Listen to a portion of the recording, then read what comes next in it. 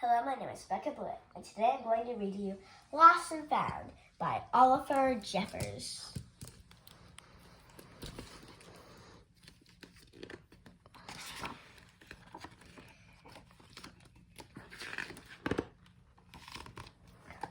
Once there was a boy who found a penguin at his door. The boy didn't know where it had come from, but it began to follow him everywhere. The penguin looked sad, and the boy thought it must be lost. So the boy decided to help the penguin find its way home. Lost and Found office.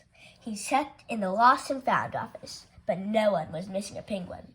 He asked some birds if they knew where the penguin came from, but they ignored him. Some birds are like that.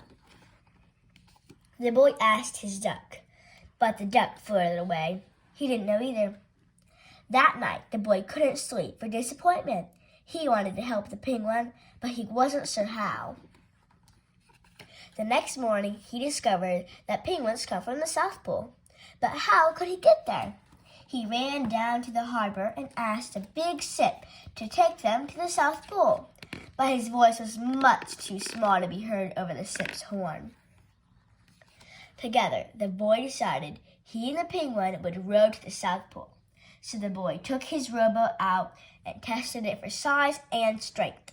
He told stories to the penguin to help pass the time.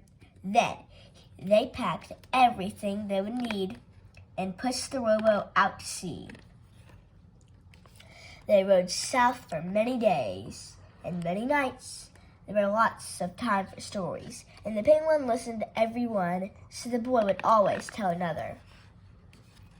They floated through good weather and bad, when the waves were as big as mountains, until they finally came to the South Pole. The boy was delighted, but the penguin said nothing. Suddenly, it looked sad again, as the boy helped it out of the boat. Then the boy said goodbye and floated away. When he looked back, the penguin was still there, but it looked sadder than ever.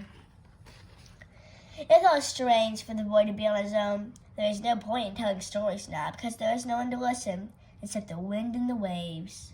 Instead, he just thought, and the more he thought, the more he realized he made a big mistake.